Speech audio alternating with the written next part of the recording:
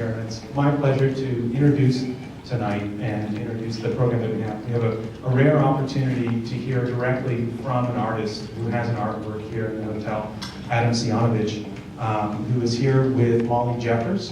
And Molly Jeffers is the owner of Mosaic City, which is a company that's dedicated to, I've written it down, forgive me, is to help build culturally savvy cities. And I think this is a great thing for Indianapolis. And the mission of Mosaic City is to not only build culturally savvy cities, but it's dedicated to finding creative ways to address diversity, equity, and inclusion. And it's a great opportunity for us to have a conversation with Adam, who has the piece that I'm sure you all walked by on the way here, 10,000 feet, which is looking at Indiana. And so tonight we're going to have a conversation which Molly will lead. And so she'll talk for about 20 minutes with Adam, some conversation for some questions that she's prepared. And then most importantly, we're going to turn the conversation over to you all to ask questions and to start a conversation. And so I thank you all for coming. I think it's really going to be a great night.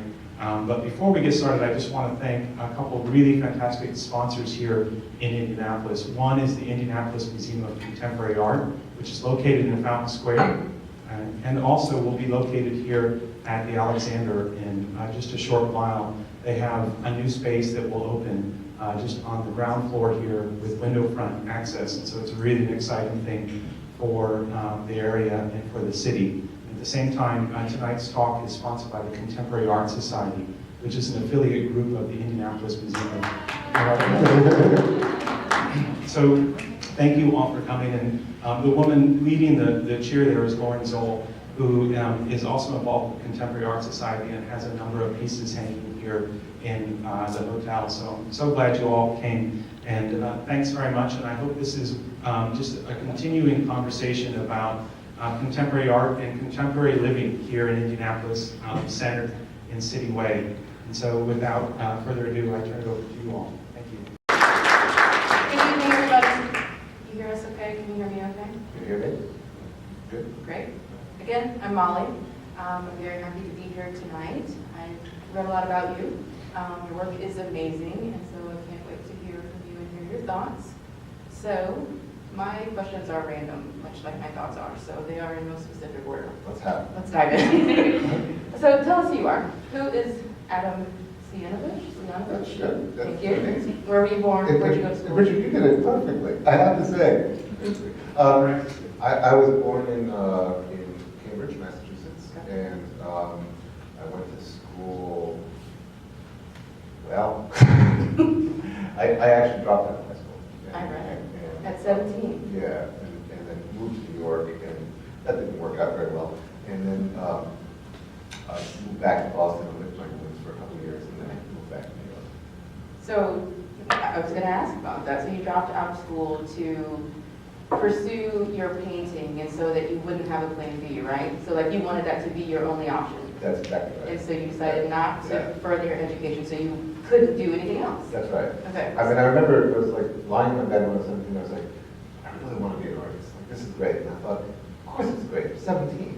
It's like, you know, I can have that kind of fantasy. I'm not sure this is going to be so great when I'm 32. Right. And then, sure enough, when I was 32, I was like, You regretted that. it's like, I can't believe you did that. Okay. You know, but I did, you know, set it up so I had an insurance policy that I'd stay in this business. Okay. Nice. So what intrigued you enough about art? How did you definitely know that this is what you wanted to do? I never thought about it that way. I never You thought, didn't like, definitely know even when you dropped out? I definitely knew, but I didn't think like I want to be an artist. Like, what is it to be an artist? I just was a person who constantly needed to make something for some reason. And I needed to make something that was like my own idea. It wasn't that I wanted to go to work for an ad company and make, you know, something for Snackwells or whatever, like an ad campaign for that. That's what I wanted to do. Right. But like, that wasn't intriguing to me. It's like I felt like I had something. It's so cliche. It's awful. But I felt like I had something to say. You know, I didn't know exactly what it was, and I didn't know if anybody wanted to hear it. That's awful. I felt like I had something to say. So I found a video of you online.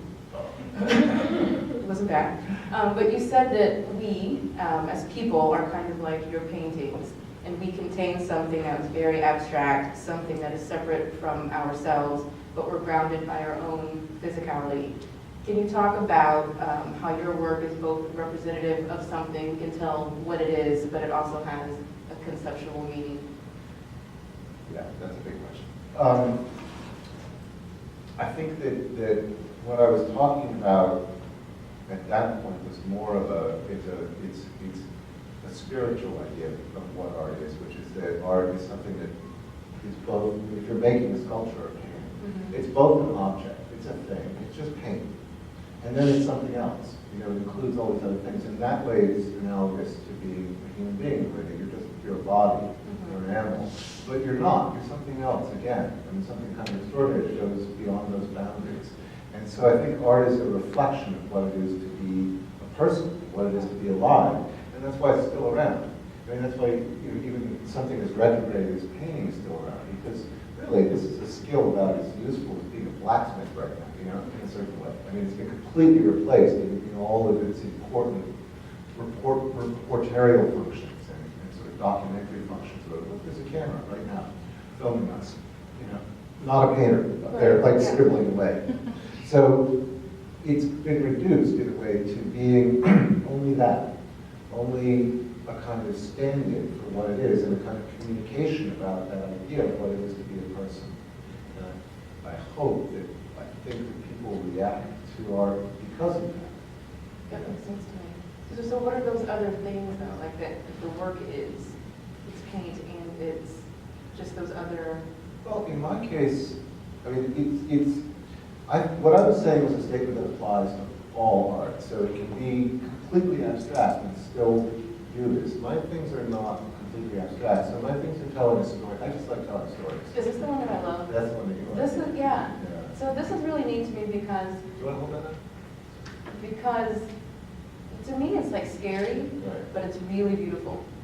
So is that on purpose? That's totally on purpose. That's actually a spot that I really like to go with Okay. my work. I mean, it's sort of what Emmanuel Kant said that the sublime is about a combination of beauty and terror. And So I'm on point when I... yes, there you go. So What's the story behind this one? So this one was it's a seascape, as you can see, but it's kind of hard to see in the picture because it's flattened out by the fact that it's a flash. But it's actually hung by wires from the ceiling, and it's sort of like a thing. It's an object. It's a wooden object that's about 16 feet long. It's like a kind of combination of compass point and coffin. Okay. And then I put the painting, like if you saw as you were coming in, the painting is on the wall, but it can go on an object just as easily. And I decided in this case to make something that the geometry of the object and the geometry of the space were at odds with each other, but yet kind of agreed in some funny conceptual way. The thing about this piece that was kind of funny to me in a way was that this was shown in Italy, and because it was shown in Italy, I made the painting in New York, just like I made this painting in New York. And then I made a little model of this object. And it was super complicated. And I made it out of foam core, and I made it to scale, and I made it metric, so that everyone could read the dimensions of the problem. And I shipped it off to Italy. And I talked to my dealer in Italy. He's like, yeah, he can make this thing. And I was like, great, because this is like very complicated angles.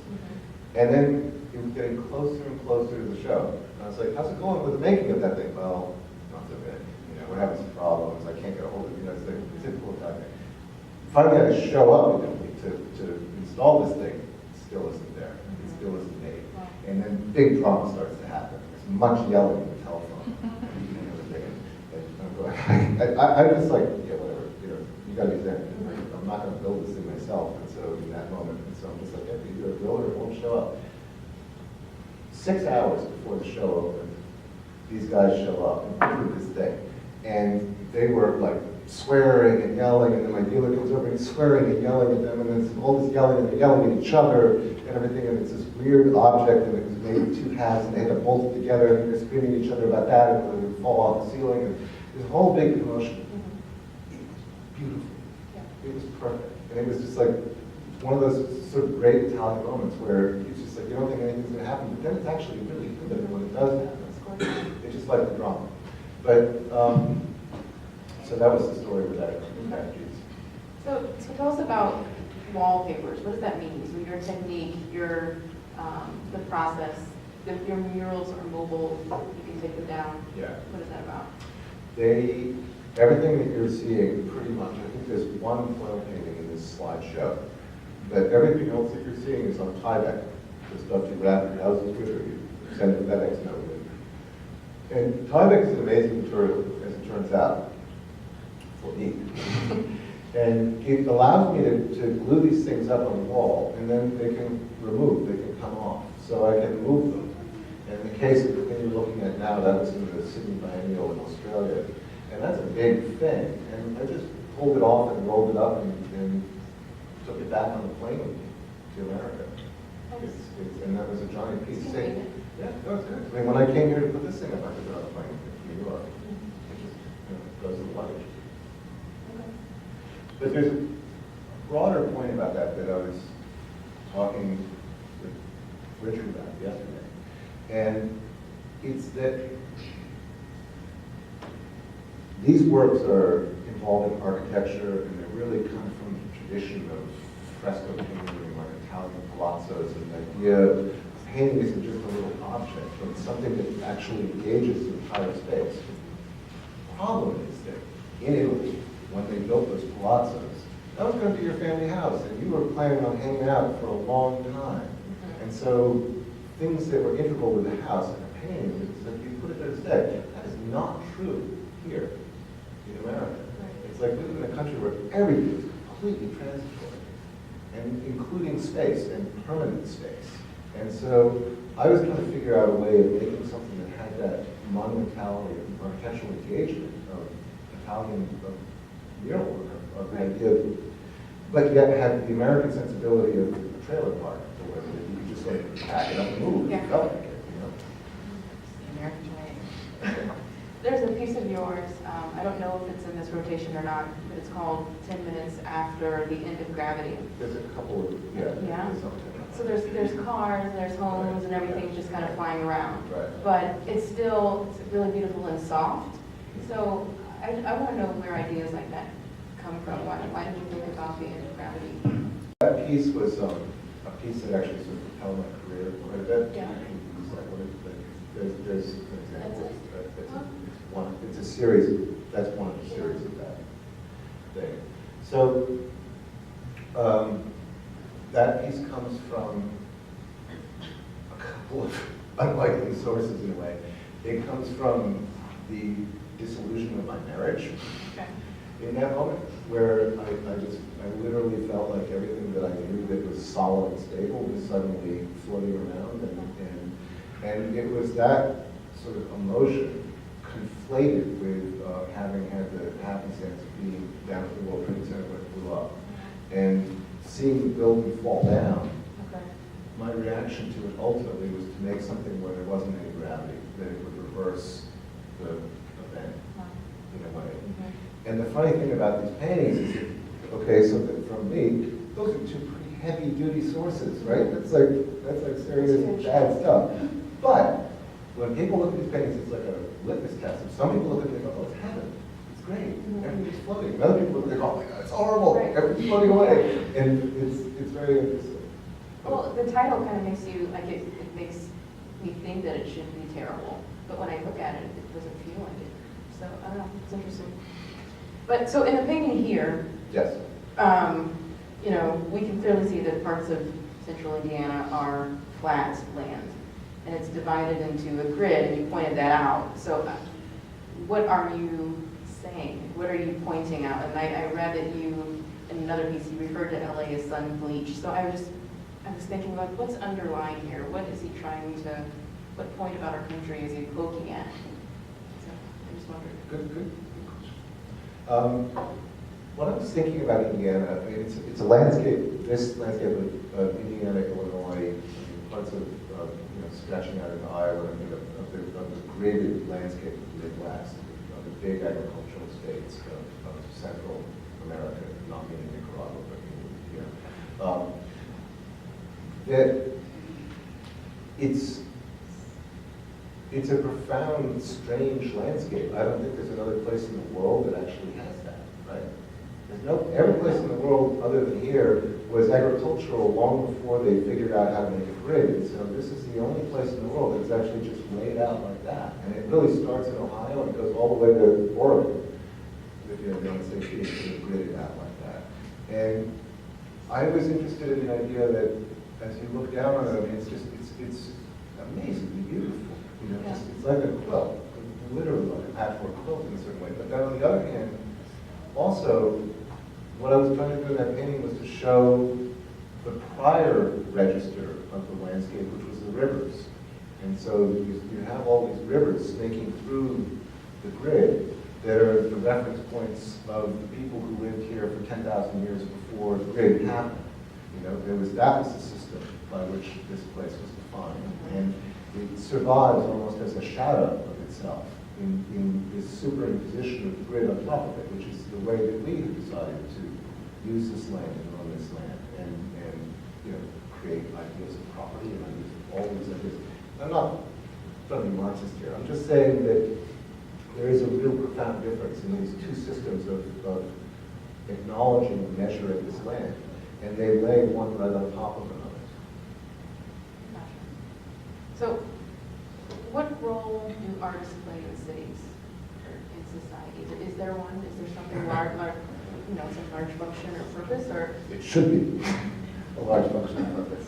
Okay. But I don't know what role artists play. I really don't know now, right now, okay. in America, what role. I mean, you guys tell me. You know, what role do we play in cities? What is it? I mean, when people talk about like art, like you have to have art. What is that? I don't understand. You know, Maybe there doesn't need to be a role. well, there is a role. I'm just not quite sure what it is. Okay, I live in New York, and in New York, the role is to be the kind of candy store for billionaires. Okay. And I'm just saying, it's what it is. And you know, there's a spill off in that where there's enough money that's thrown into the whole system that people get to go off and do all kinds of projects on their own, and it sort of spills out in a general way. There is a relationship between art and money that is permanent, and it's been going on for 20,000 years, and it will never, ever change. Okay. But so there's that role. But then beyond that, I think it goes back to, you know, if you're doing a good job, it goes back to that famous word. It's like, the role is to make something beautiful, to make something interesting, engaging, and to say that there's more to looking at a particular thing than just looking at the thing. And here's a way to start to look at it. So you've been in New York since 1985, right? Yeah. What do you love about it? Not much at this point. Being in New York, I've always really enjoyed the people. Okay. Because so many extraordinary people sort of funnel through there from all over the world. And they're people who are really, you know, kind of top flight people in a certain way, and that's a treat. The physical city is nice because it's a city. And I don't actually drive. I don't even have a license. That's kind of normal in New York, right? People walk. Yes, they usually have a license. Yeah. But yeah, people walk and people bike and I really, it's a decision that I'm fine with in a way, because I like having that scale. I like the density of that and the conversation of the city. It's really, really amazingly important, I think, actually, to have that kind of thing, to have a situation where you're not simply confronted by the things that you know and like, and you're confronted by other possibilities of being a person, and a city will do that by its construction. If you live in the suburbs, you don't have to deal with any reality other than the reality that you chose to have in your own little thing, and I don't think that's particularly healthy. That's like watching Fox News all the time. Have you been able to form an opinion on Indianapolis yet, or for the Midwest? You've been here since Wednesday? Yeah. I've been here a couple times before, but as I said to you in an earlier conversation, the opinion I have about the Midwest in general is that I think it is the most underrated place in the United States. And I really, really I have been constantly surprised by the time I've spent in various places in the Midwest, by the deep roots of culture here, and of the idea that art and architecture and sort of ways of thinking about life are profoundly here. And Midwesterners are so apologetic about the fact that they're not San Diego and that they're not. We're getting better. Right. But it's something, I mean, to me, Midwest, I mean, really when you look at like the American arts and crafts movement, when you look at like Louis Sullivan and, you know, architecture in the turn of the last century, the only thing that's original from America, other than jazz from the South, is Midwestern culture. It's actually a world-class contribution to culture. And there's no, like, it didn't happen in New York, it didn't happen in California, it happened here. And I don't think that's entirely incidental. And I think that there's still this vestigial sort of sensibility that this place actually matters in some way, even though it has really crap weather. I was going to say, well put, right before you said that. I like our consistent weather. Biggest influence of the work. Yeah. It changes all the time. I mean, there's different things that I look at all the time. I've looked at probably as much cinema as I've looked at painting, but I've looked at a lot of paintings. I've really looked at a lot of stuff at this point. There were things that I loved when I was a teenager, like Francis Bacon, I thought was great, and the painter, not the philosopher. But then I was like, okay, that was like a teenage infatuation. And then a couple of years ago, I saw a Bacon speculative tape in London. And I was like, good Lord, that guy is great. It's like, it really is that good. I mean, there's just like, there's something inspiring about seeing a great painting. It's a wonderful thing. I like it. Do you think you'll maintain the style that you're in now, or are you getting anxious or antsy? Is there something next or new that's going to happen that we should know about? I'm not at liberty to discuss this. No, I don't know. I mean, it's like, there are some things that I'm interested in, but I don't know how it's going to play out. Okay.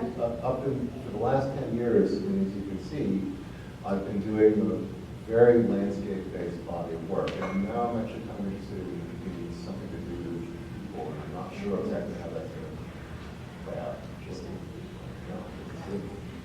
Those are my questions. Let's hear from you. Thank you. I'm happy to be a facilitator of questions. Thanks so much for the conversation. I just would like to ask that we use the microphone so that we could record the audio well.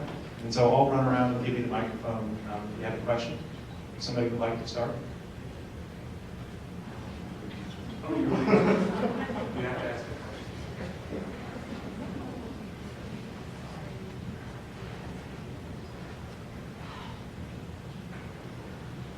I find the paintings quite extraordinary and scale that you use, different scales.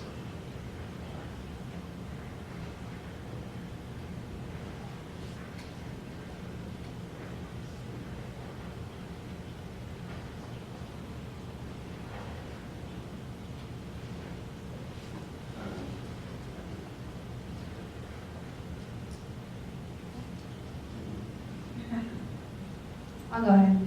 I was just going to ask, from your start, I guess, what drew you to paint as opposed to any other art? What really made you draw towards that first? It's a good question. There are two things about paint that I really, really like. One is that it's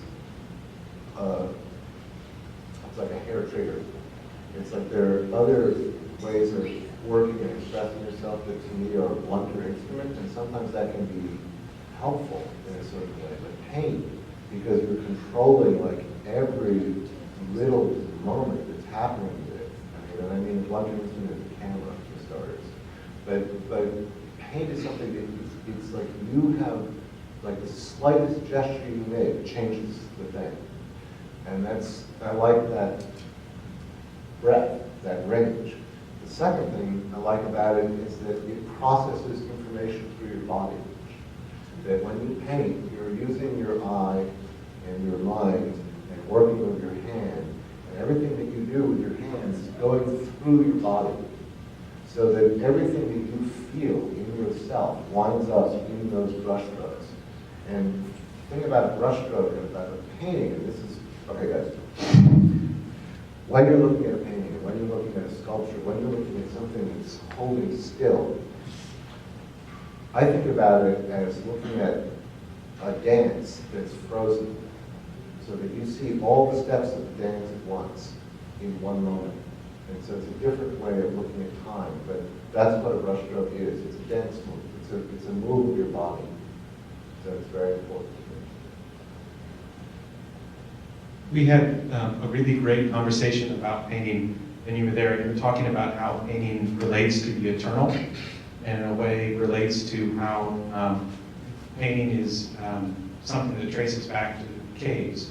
Could you just expand on a little bit about how you're connecting with that? Sure. Yeah, we were talking about, I was making an observation about the last Wiki Biennial in New York, not the one that's up right now, but the one that was a couple of years ago, and the curator had put up a bunch of greatest hits from past biennials.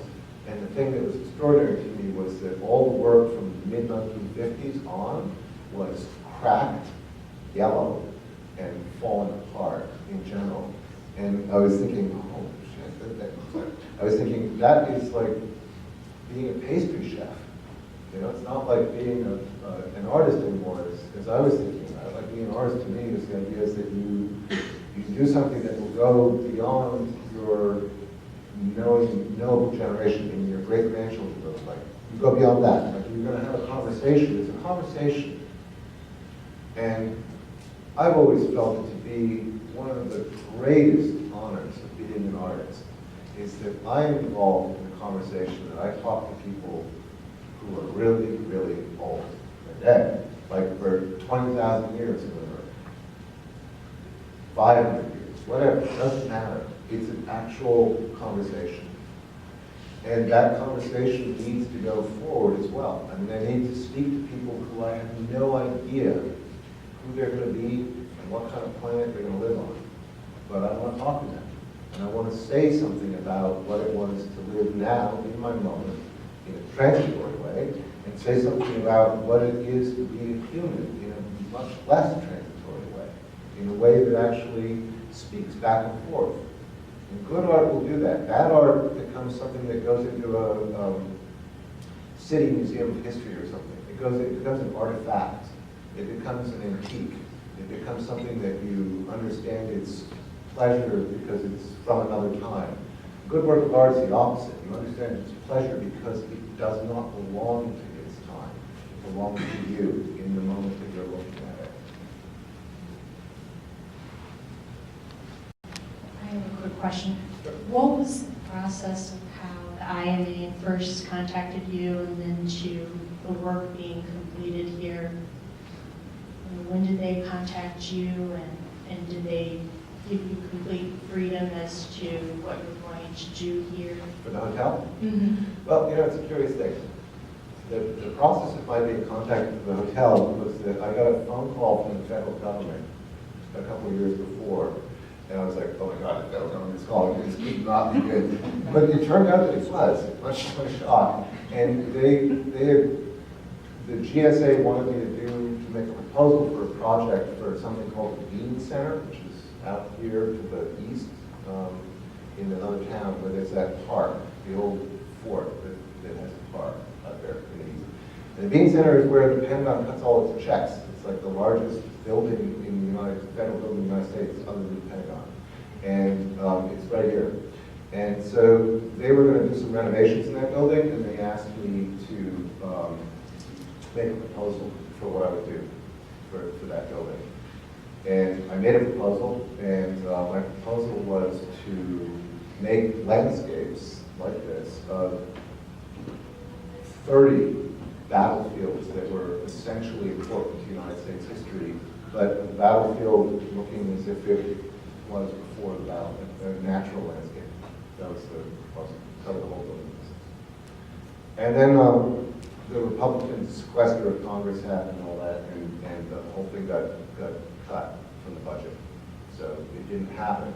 But Lisa Feinman was, from the museum, was on the board, the committee, the jury that was looking at my project, and she really, really liked it. She thought it was a very interesting project, and so when the hotel thing came up, she was like, well, you know, we were going to do landscapes in the end, so, you know, give it a shot. So that's what happened. Thank you. I have a question. It's based on what you've said and then also observing some of the work. You're talking about things being kind of static, I believe. You said there's a certain frozen, you know, image that you're working with. And what's interesting about that, in all your things, it looks like there's a lot of movement. And so I think, and then you said that, made a comment about you're interested in film. Yes. Looking at a lot of movies.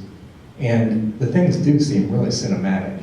And to me, there's something about it that there's a lot of movement in them. And it may be frozen, but there's all these angles and sort of scattering of things. And so I find that really interesting. Is that something that, the question would be, then is that something that is more, that you're really conscious of, that you're kind of an artistic struggle, a good one, but an artistic struggle between the movement and the frozen part? That is a very good question, and again, it goes back to the idea of narrative, which is essentially time-based. In my interest, as soon as you're interested in narrative, you're going to insert time or motion into what you're doing. It doesn't change the fact that it's still just one thing holding still. And when you look at a painting, it's not moving.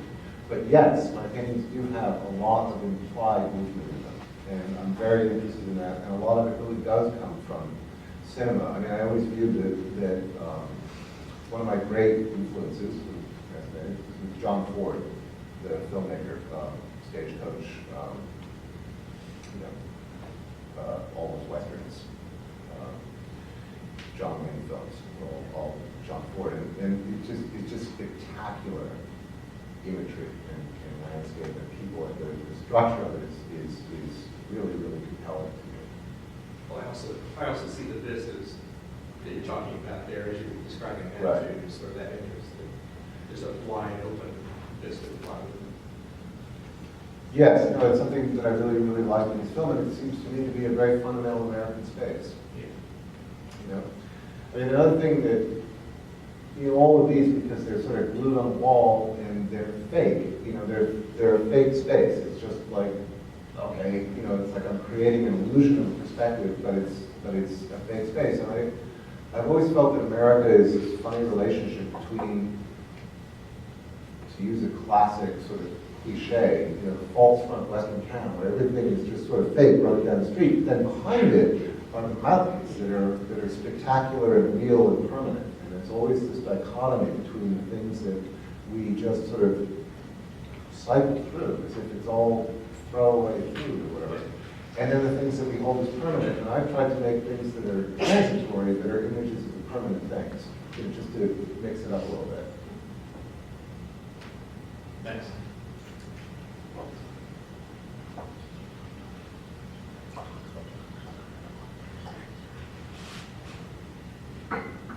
It's very ironic but timely that you're here this weekend and that we chose to stay in this hotel, because our house sort of looks like some of your paintings, minus the painting part. Due to Indiana weather, it has been demolished, and they're fixing it right now. How long it's taking, so we thought we'd bring the kids for an art weekend, week, month, not sure. So we turned it into a learning experience, and we spent the morning seeing Ansel Adams photographs, and we've been wandering around the hotel looking at paintings and watching my kids who love art paint from their minds and looking at photographs of things. I was just wondering, from your comment you made earlier about you have a video machine taking you, not a painter. Do you paint from your mind, or do you paint from photographs? Well, it's a mix, to tell you the truth. I paint from life, and from photographs, and from my mind. And it depends what I'm interested in doing a certain way. A lot of these landscapes, I'll think about them, and the Indiana one's a good example. I thought about the landscape a lot, looked at it. I looked at a lot of pictures of the Midlands, and then I put all the pictures away and I just made it up. I painted it straight out of my mind because I don't. The thing about painting with photographs, which can be great, I don't have a problem with it. It's not cheating. It's just a different thing. But the problem with it is that then people who do that sort of habitually, they get limited to just, they have to kind of copy the photograph to make it real. Now, I don't want to have that constraint. I'm not an output medium for a photograph. I'm a painter. It's different, you know. So it's a mix. It's always a mix. And some of them are more one way than another. It depends on what I'm doing.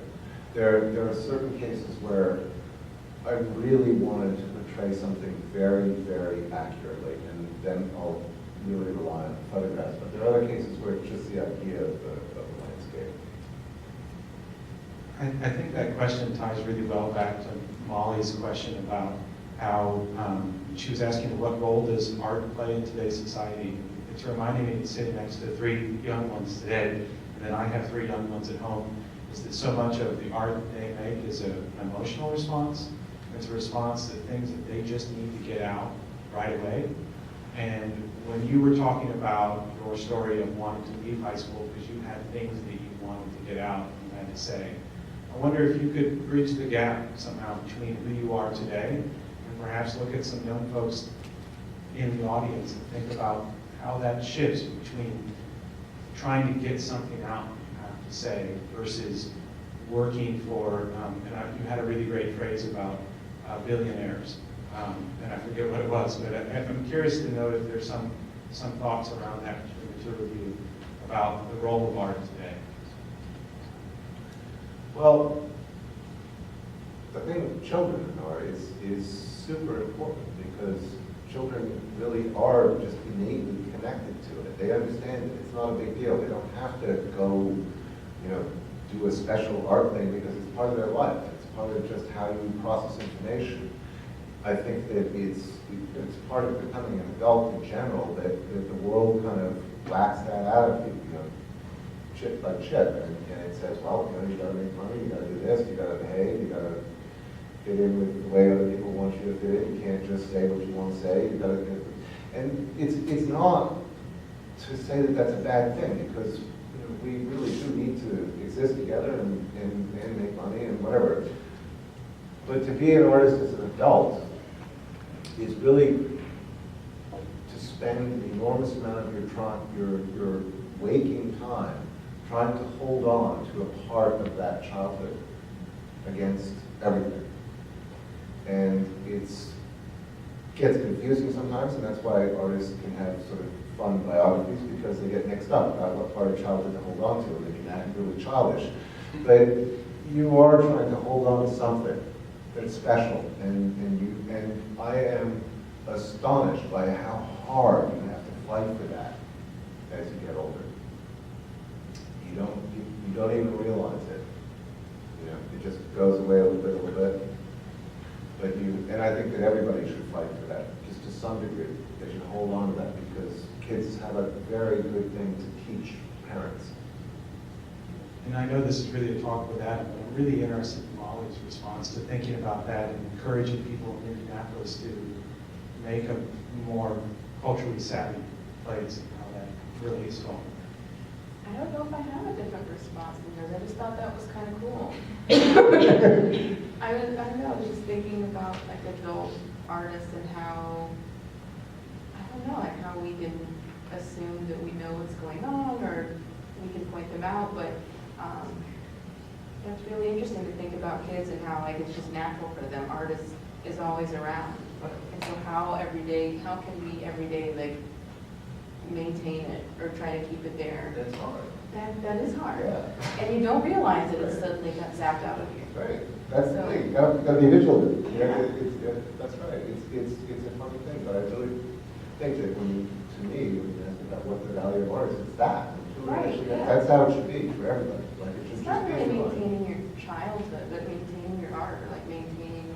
A sense of wonder, Yeah. a sense of like that life can be beautiful and it can be different than what it's spelled out to be. Right. That there's another way. There's always another way of looking at things.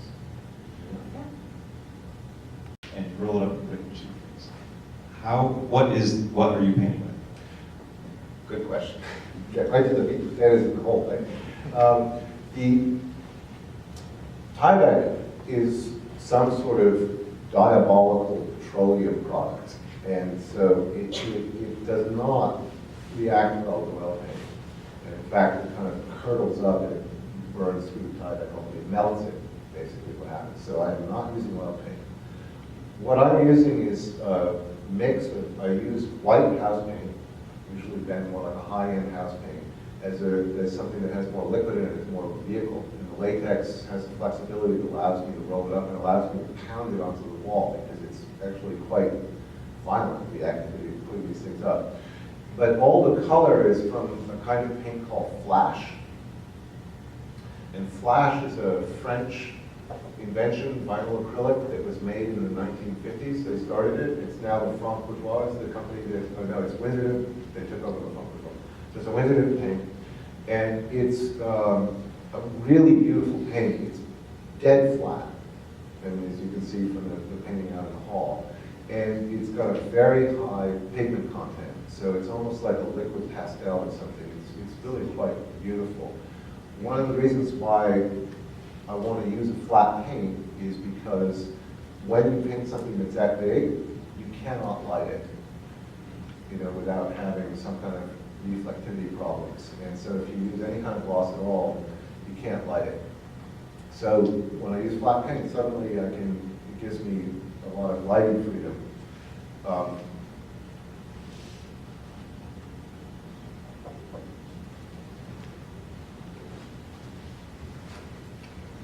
So just speaking of maintaining your practice, as a childless natural, but now as a 32-year-old, I was also trained to blacksmith and to painter.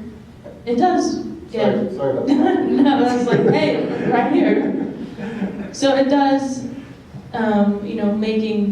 deciding you have to paint for the day, or it's what your even career is telling you, sometimes does feel like difficult or strange. Especially here in this space where it's more unusual, but just having artist talks here and everyone being in this room, like your presence is really felt and helps build this art community that is really getting strong, and having the conversation is like spiritually and physically significant. So just kind of want to thank everybody, and I hope to see you at another artist talk as well. So thank you.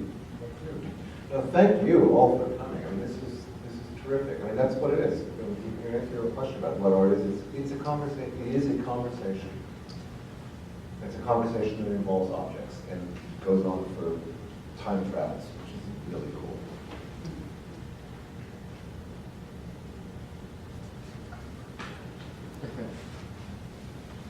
I think it's kind of cool when you talk about people losing their art, and then you talk about what the role of artists are, and then you think like, well, artists are the people who reinvigorate, and the people who have lost their art, the ideas and the concepts that, and maybe they're so concentrated in it that, they open up to other people's minds to be able to see that still when it's already lost art. Maybe they don't have the skill set to, live in that space, but it leaves that door open and cracks it instead of closing it off completely.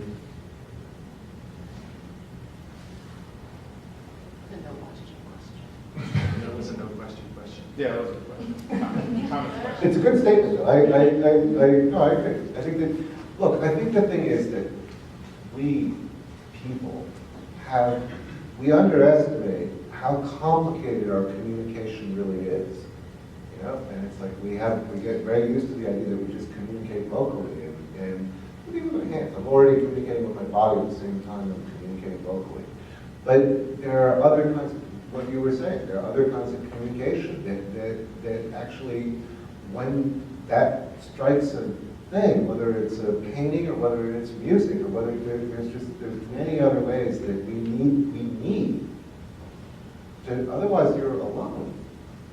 And we're a deeply social species, and we need to connect.